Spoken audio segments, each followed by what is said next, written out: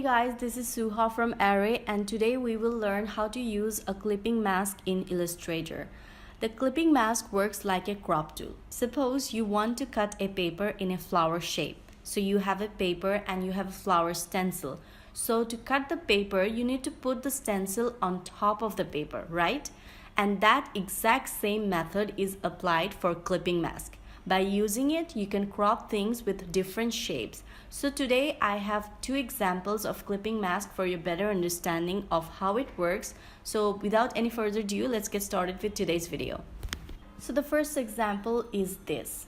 I downloaded this image from internet, and this type of image are always used for creating visiting cards and stuff like that. So what I want to do, I want to use this telephone icon and not all of these icons that are down below. So how I can do it? I can do it using a clipping mask. So I will draw a rectangle just like that, and right now it has a fill color which we do not want, and we are going to remove the fill color.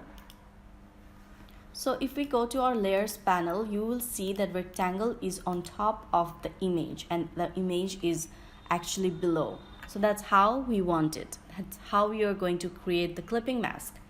And now we are gonna select everything and make clipping mask. As you can see, it has clipped the image only where the rectangle was. So it basically works as a crop tool in Illustrator.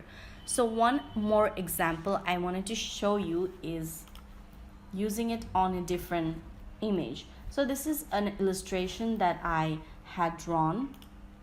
I have this sequin swatch that I also downloaded from the internet, and I want the sequin texture to be on that area. I want it to be a sequin yoke.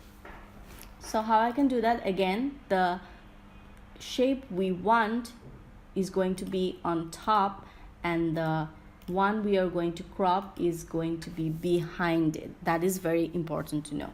So we are going to select everything. By everything, I mean those two objects that we want to make a clipping mask with. So right click and make clipping mask, and there you have it. You have that sequin fabric where you want it to be, in that exact same position. So as you can see, that was very simple to do. All you have to do is just understand how it works, and you can use it in so many possible ways. So I hope this was a helpful video for you. If you did find this helpful, don't forget to give this a huge thumbs up and subscribe to my channel, and I'll see you next time.